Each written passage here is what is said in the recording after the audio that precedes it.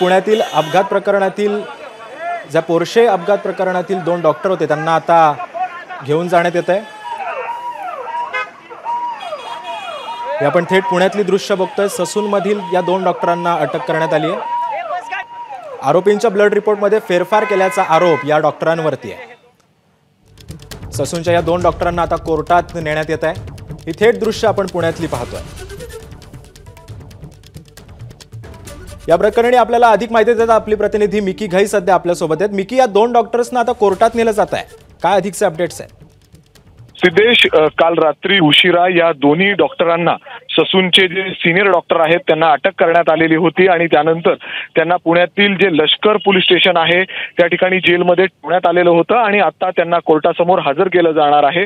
जवळपास 7 ते 8 दिवसांची पोलीस कोठडी पोलीस मागण्याच्या तयारीत आहेत, कारण यांनी जे ब्लड सॅम्पल्स आहेत ते अदलाबदली केलेले आहेत हे आता पोलिसांच्या तपासात स्पष्ट झालेलं आहे।